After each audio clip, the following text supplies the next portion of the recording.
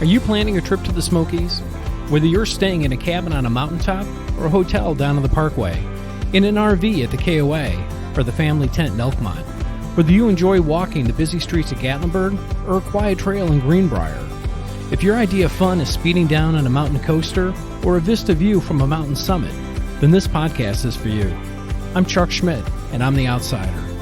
From moonshine to pancakes, from your wedding day to a family reunion, we're here to make your visit more enjoyable, more memorable, sharing with you more of the Smokies. So if your idea of the perfect park is Dollywood or the Great Smoky Mountains themselves, we've got a lot to talk about. So let's get started. But first things first, don't feed the bears. Hello everyone, welcome to episode 4. In this podcast, we're going to be taking a closer look at Sevierville as far as what to do, where to dine, hopefully easier ways to get around town. Welcome to the Outsider's Guide to the Great Smoky Mountains. I'm Chuck Schmidt, and I'm the Outsider. As is the beginning of each one of our episodes so far on Pigeon Forge, Gatlinburg, and now Sevierville, we are going to start out with Barely Accurate History. Native Americans of the Woodland period were the first of human inhabitants to what is now known as Sevierville, and they came here in around 200 AD. By the early 18th century, the Cherokee controlled most of the Tennessee side of the Smokies. European long hunters and traders arrived in Sevierville in the mid-18th century. As settlers began to trickle into East Tennessee, relations with the Cherokee began to turn hostile. During the Revolutionary War, the Cherokee, who had aligned themselves with the British, launched sporadic attacks against these sparse settlements in the Tennessee Valley. In December 1780, Colonel John Sevier, fresh off a victory against the British at Kings Mountain, launched a punitive expedition against the Cherokee. Sevier defeated the Cherokee at Battle of Boyd's Creek. A temporary truce secured by James White in 1783 led to an influx of Euro-American settlers into the French Broad Valley. The Cherokee signed away all rights to what is now Sevier County in the 1785 Treaty of Dumplin. Sevier County was created in 1794 and named after John Sevier. At a meeting the following year, the area was chosen as the county seat and renamed Sevierville. During the Civil War, Sevierville, situated at a major crossroads south of Knoxville, suffered constant harassment, looting, and confiscation of property by both Union and Confederate forces moving through the town. In 1863 and 1864, Union and Confederates entered into a battle near Hodgson's Farm in January 1864. Although the Union forces were victorious, they were later forced to retreat due to lack of supplies. A state of general anarchy ensued, and that continued until the end of the war. At the war's end, most of the county's few remaining Confederate sympathizers were forced to flee. Sevierville recovered quickly from the war with a number of new houses and businesses being built in the 1870s. Two members of the town's African-American community, house builder Lewis Buckner and brick mason Isaac Dockery, played a prominent role in Sevierville's post-war construction boom. Buckner designed a number of houses in Sevierville over a 40-year period, of which 15 are still standing. Dockery's contributions included the New Salem Baptist Church in 1886 and the Sevier County Courthouse in 1896, both of which are still standing. By the 1880s, Sevierville was growing rapidly, as was the population of Sevier County. In 1887, the town had 4 general stores, 2 grocery stores, a jeweler, a sawmill, and 2 hotels. Tourists also began to trickle into Sevier County, drawn by the reported health-restoring qualities of the mountain springs. After a fire destroyed much of the downtown area in 1900, businesses shifted from the Old Town Square at Main Street to the new Sevier Commercial District, Court Avenue and Bruce Street, which centered on the new courthouse. The town incorporated in 1901. With the opening of the Great Smoky Mountains National Park in 1934, tens of thousands of tourists began passing through Sevierville, which was situated about halfway between the park and Knoxville. US 441, originally known as Smoky Mountain Highway, was completed to Sevierville in 1934 and later extended to North Carolina. Entertainer Dolly Parton was born in Sevierville in 1946. Her Parton ancestors had migrated to Greenbrier sometime around 1850 and later moved to Locust Ridge near Pittman Center, where Dolly Parton was born after the establishment of the national park. Sevierville erected a statue to Dolly Parton on the lawn of the courthouse and named Dolly Parton Parkway after her.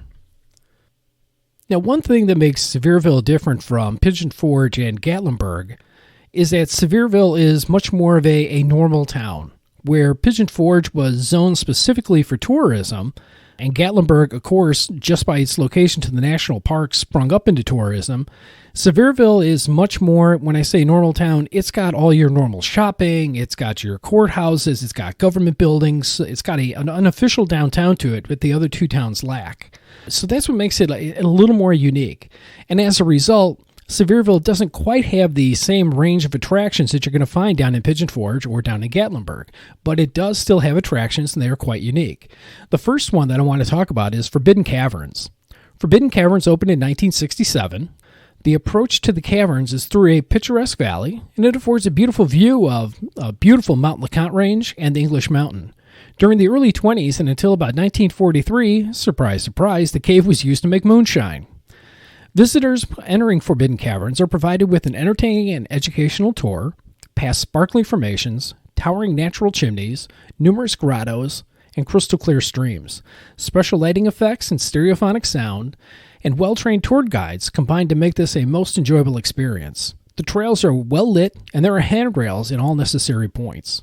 That's Forbidden Caverns, a wonderful experience for all members of your family.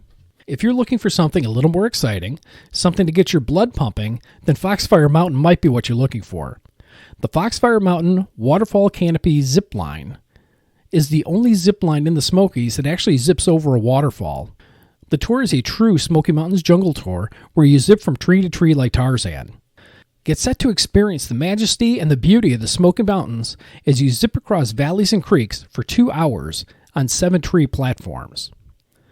If you're looking for something a little shorter in duration, then the Waterfall Light Tour might be for you. This beautiful scenic tour has 5 different lines and 1 sky bridge with several platforms, each with their own unique characteristics. This tour lasts about an hour and a half and will zip you right over your very own Lost Mine Falls. Now for the brave and the daring, the Goliath zip line is your adventure. This zipline course is the highest at 475, as they refer to it, unexaggerated feet in the Smoky Mountains, and it's the longest course at that height. The 2-hour tour encompasses 5 extreme zip lines that'll leave you breathless and nothing short of awestruck as you zip from mountaintop to mountain, traveling at over 55 miles an hour as you zip 475 feet above the east prong of the Little Pigeon River on the half-mile-long Goliath zip line. Foxfire Mountain also has a selection of beautiful trails and multiple bridges that meander through 150 acres of pristine forest, bubbling creeks, and delightful waterfalls. You'll tour beautiful vistas, cow and llama pastures, and lazy creekside treks. Throughout these easy-to-monitor trails, you cross multiple unique bridges, from log bridges to covered bridges to cable bridges. If you're looking for something a little more exciting, then take a ride on the one and only Bear Crawler. The Bear Crawler Adventure is the only extreme 8-wheel-drive ATV to go on rugged off-road trails, dodging trees and riding through water, and it can make it to the top of the mountains. Again, that's the Bear Crawler Adventure, and that's only at Foxfire Mountain. If you're looking for go-karts, look no further than NASCAR Speed Park. Count them, 8 go-kart tracks from Baby Bristol to Smoky Mountain Speedway. Plus, NASCAR Speed Park has unlimited mini golf on 2 courses, an indoor rock climbing wall, and 10 family and thrill rides. Again, that's at the NASCAR Speed Park. Do your kids need to burn off some energy on vacation? Then check out the Severe Air Trampoline Park. The facility features 38,000 square feet of advanced and junior Ninja Warrior courses, trampolines, and a first-ever 3-story net system for 2-year-olds to 10-year-olds. They also have a concession area that features delicious treats from pizza to ice cream when you need to refuel after the excitement.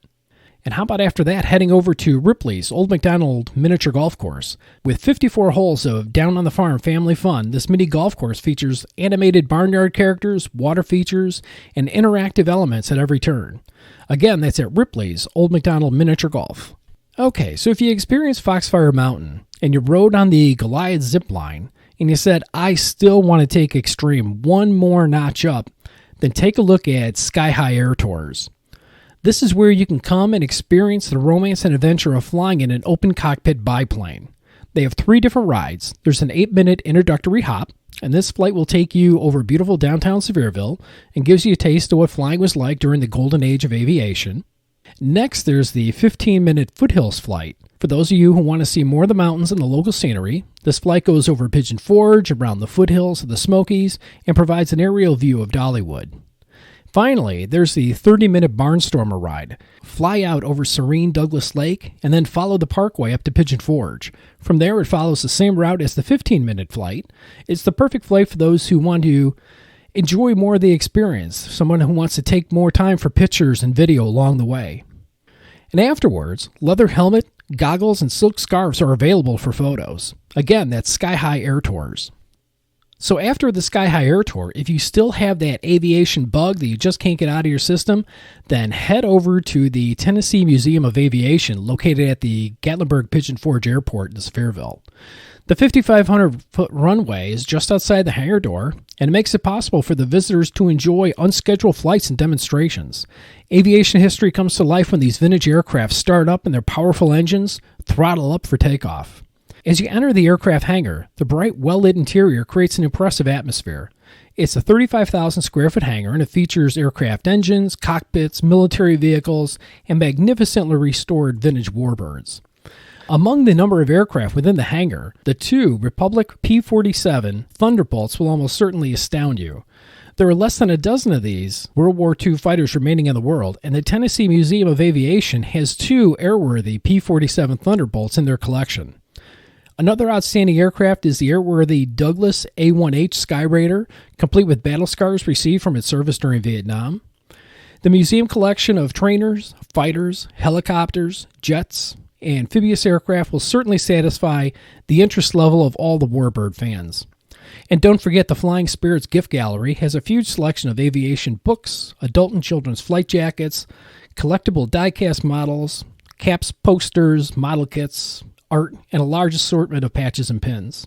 Again, that's the Tennessee Aviation Museum located at the Gatlinburg Pigeon Forge Airport. So if those two things, the Goliath zip line and the Sky High Air Tour, are just a little too adrenaline pumping for you, well then maybe this might be a little more your speed. This is the Smoky Mountains Deer Farm and Exotic Petting Zoo. At the Smoky Mountain Deer Farm, you can enjoy an unforgettable experience with some of nature's most beautiful and graceful creatures. You'll do more than just pet deer at a deer farm. You're invited to walk among them and hand-feed these delicate animals. Other animals include camels and kangaroos, zebras, goats, reindeer, Rocky Mountain elk, emu, miniature horsens, highland cattle, donkeys, zonkies, and so much more. For horse lovers, they also offer equestrian fun for every member of the family. Their old-fashioned pony ride is perfect for the littlest riders, and they can take a safe, gentle ride led by mom and dad. Or for the whole family, you can enjoy a ride at the Deer Farm riding stables. They cater to first-time or rusty riders, and little ones can double up with an adult. If you're age 5 or up, you can ride your own horse without the help of a lead or a lead line. The wide and wooded trails are 85% shaded, ensuring a relaxing ride with wonderful views of the Smoky Mountains. Again, that's Smoky Mountains Deer Farm and Exotic Petting Zoo. Is it time for breakfast in Sevierville? If so, then we've got a number of really unique places for you to get up and go out for breakfast. Number one on our list is got to be Courthouse Donuts. Made from their own secret recipe, their donuts are sure to tempt the taste buds of any sweet-loving donut connoisseur. Their donuts are made while you watch, and then you dip them into your choice of icing and top with many different options like peanuts, candy bar, coconut. You can even add sauce if you like. They also serve soups and salads for lunch. So make your own donut at Courthouse Donuts. That's over on the corner of Court and Bruce Streets over in downtown Sevierville. Just around the corner from them is one of my favorite places, and it's Crust and Crumb. Bagels and pastry, great coffee, and in my opinion, the best chocolate eclair in the world is at Crust and Crumb. Absolutely fantastic. They also have sandwiches and other menu items for lunch, and that's at Crust and Crumb. Applewood Farmhouse is a great place to go for pancakes and waffles and biscuit benedicts that look absolutely delicious. That's at the Applewood Farmhouse. Five Oaks Farm Kitchen. At Five Oaks Farm Kitchen, you can enjoy Blanche's thick ring-baked griddle cakes, the Back 40 pan-fried pork tenderloin covered in sausage gravy, omelets and egg stackers, and finish it off with a handmade farm-sized cinnamon roll with sweet cream icing. Yum! That's at the Five Oaks Farm Kitchen, and it doesn't get any better than that. And then finally, Flapjack's Pancake Cabin, an assortment of pancakes and waffles, omelets, and all the other fare for breakfast is at Flapjack's Pancake Cabin. One thing I will say about Sevierville is we do have a wide assortment of different places to go for lunch, starting with the Hickory Cabin Seasoning Company. It's compact, it's counter service, offering pulled pork and other classic barbecue specialties. Or you can head over to the diner. It's a 1950s diner serving traditional American fare in a beautiful 1950s atmosphere. Just a fantastic place to go. Buddy's Barbecue is a laid-back local chain eatery serving up pulled pork, ribs, smoked chicken, and other barbecue favorites. Then there is Chubby's Deli, sandwiches, burgers, chicken, salads, hot dogs. They also say they have a famous cornmeal cobbler for dessert. Does that sound good? That's over at Chubby's Deli. Okay, you've been on vacation, so we probably should have some type of healthy meal. And if that's right up your alley, then there is Healthy Balanced Meals, salads, sandwiches, wraps, soups, lean burgers, paninis. All of these are available at Healthy Balanced Meals.